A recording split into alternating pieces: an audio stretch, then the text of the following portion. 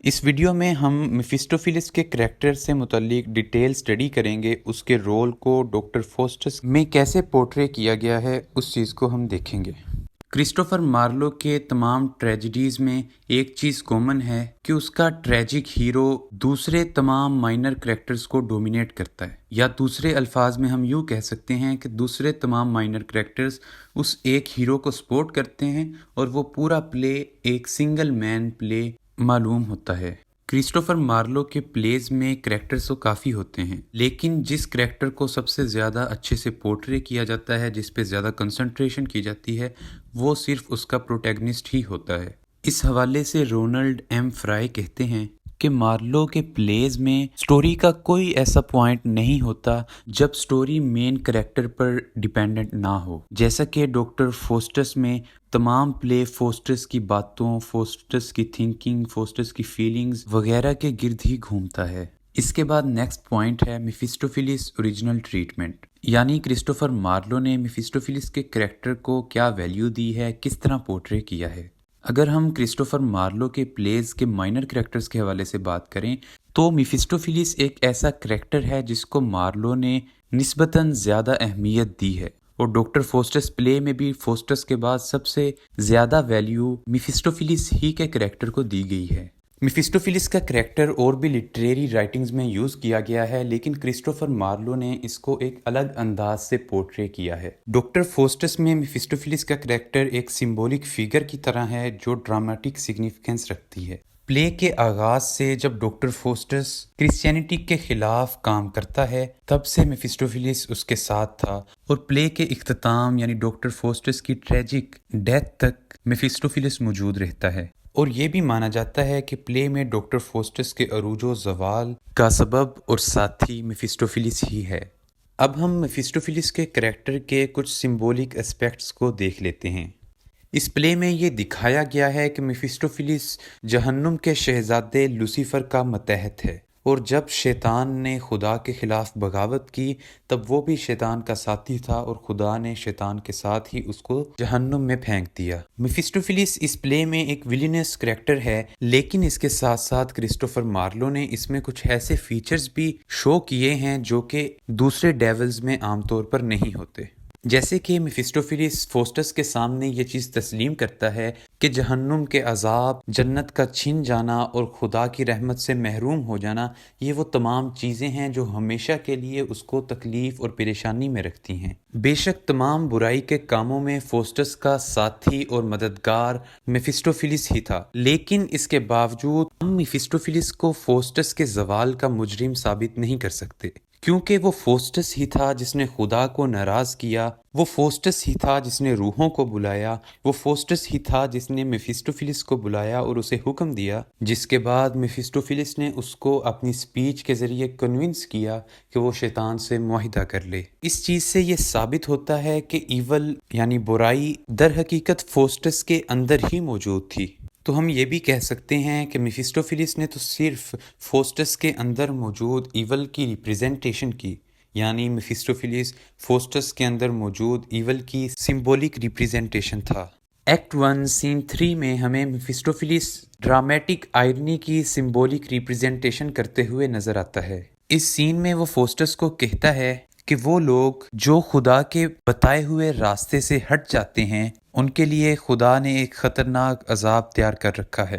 جیسے کہ لوسیفر جو خدا کو بہت عزیز تھا، جب وہ خدا کی راہ سے ہٹا تو خدا نے اس کو جہنم میں پھینک دیا، جس کے جواب میں فوسٹس اپنے غرور میں مبتلا ہو کر کہتا ہے کہ میں بھی لوسیفر کی طرح گریٹ بننا چاہتا ہوں. اور فوسٹس اس چیز پر بھی یقین رکھتا تھا کہ ایک اچھا جادوگر خدا کی طرح ہوتا ہے، اس کے پاس خدا جیسی طاقتیں ہوتی ہیں. اس کنورزیشن سے ہمیں میفسٹوفیلس کی ڈرامیٹک آئرنی کے حوالے سے پتہ چلتا ہے کہ جس عذاب کے بارے میں میفسٹوفیلس بات کر رہا ہے اس عذاب کو فوسٹس ایزیوم نہیں کر پا رہا.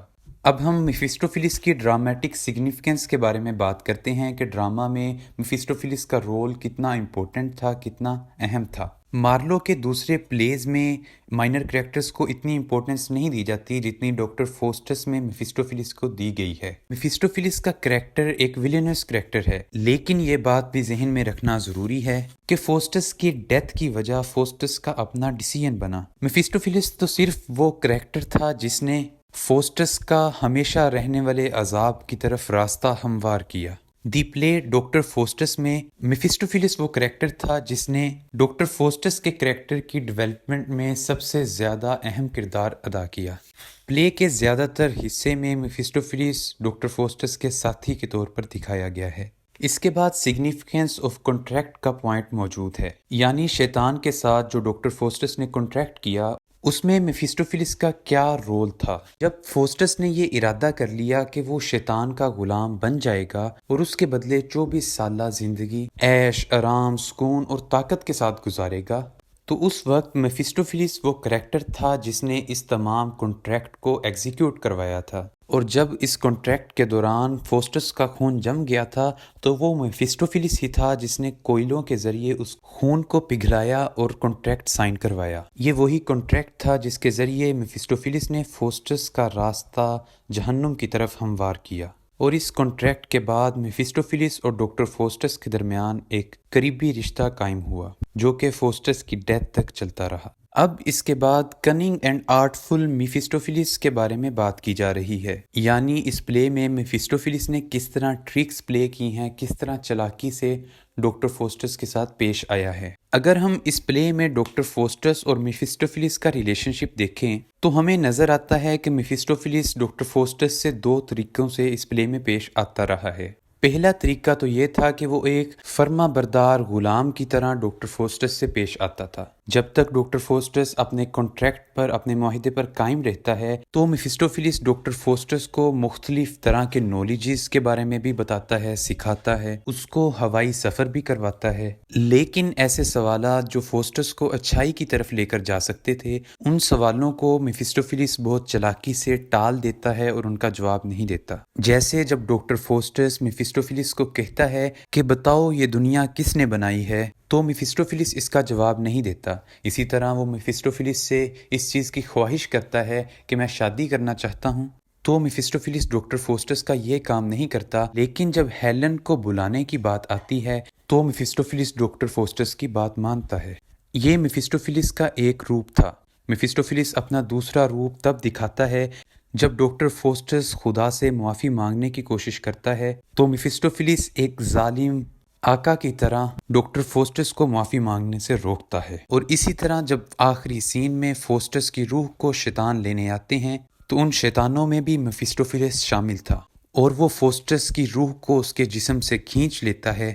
درد سے چلاتے ہوئے فوسٹس آخری لفظ میفیسٹوفیلس بولتا ہے۔ اب ہم آخر میں کنکلوژن کی ہیڈنگ کے انڈر میفیسٹوفیلس کے کریکٹر کا ایک پریسائز سا جائزہ لے لیتے ہیں۔ ہم یہ کہہ سکتے ہیں کہ میفیسٹوفیلس فوسٹس کے اندر موجود برائی کا سمبولیکل ریپریزنٹیشن ہے۔ ہم یہ تسلیم کر سکتے ہیں کہ میفیسٹوفیلس کو اتنا طاقتور دکھایا گیا ہے جتنا پرنس آف ہیل کے ڈپٹی کو ہونا چاہیے، اور ہم اس بات کا بھی انکار نہیں کر سکتے کہ میفیسٹوفیلس کا کریکٹر مائنر کریکٹرز میں سب سے امپورٹنٹ کریکٹر ہے۔ اگر ہم یہ کہیں تو یہ بھی غلط نہ ہوگا کہ اگر ہم دی پلے ڈاکٹر فوسٹس میں سے میفیسٹوفیلس کے کریکٹر کو نکال دیں تو ڈاکٹر فوسٹس کا کریکٹر بھی ادھورا رہ جائے گا۔ اس پلے میں میفیسٹوفیلس اپنی ایک انڈیویجویلٹی اور امپورٹنس رکھتا ہے۔ میفیسٹوفیلس لوسیفر کا رائٹ ہینڈ ہے اور وہ اپنے آپ کو لوسیفر کا غلام کہہ کر مخاطب کرتا ہے۔ میفیسٹوفیلس کے ذمے یہ کام ہے کہ وہ آزاد روحوں کو برائی کے راستے پر چلائے اور اس کے بعد ان کو ہمیشہ رہنے والے عذاب میں لے کر آئے۔ یہی کام میفیسٹوفیلس ڈاکٹر فوسٹس کے ساتھ بھی کرتا ہے۔ یہ اس چیز کو یقینی بناتا ہے کہ فوسٹس معاہدے پر اپنے خون سے دستخط کرے اور فوسٹس خدا سے معافی نہ مانگے، اور 24 سال پورے ہونے پر وہ فوسٹس کی روح کو عذاب میں لے جائے۔ غرض یہ کہ وہ فوسٹس کو اس کے معاہدے پر قائم رکھتا ہے، اور اسی طرح وہ اپنے معاہدے پر بھی قائم رہتا ہے اور فوسٹس کی 24 سال غلامی کرتا ہے۔ جب ایکٹ 1 سین 3 میں کرسٹوفر مارلو میفیسٹوفیلس کو انٹروڈیوس کرواتا ہے تو ہمیں میفیسٹوفیلس کی خودداری اور ڈگنیٹی کے حوالے سے اندازہ ہوتا ہے کہ کس طرح وہ فوسٹس کے سوالوں کو ایبرپٹلی آنسر کرتا ہے، اور کس طرح فوسٹس اس کو بلاتا ہے اور اس سے معاہدہ کرتا ہے، نہ کہ وہ فوسٹس کے پاس جاتا ہے اور فوسٹس سے ریکویسٹ کرتا ہے معاہدے کے لیے۔ اس طرح ہمارا میفسٹوفیلس کے کریکٹر کا ڈیٹیل انالیسس کمپلیٹ ہوتا ہے۔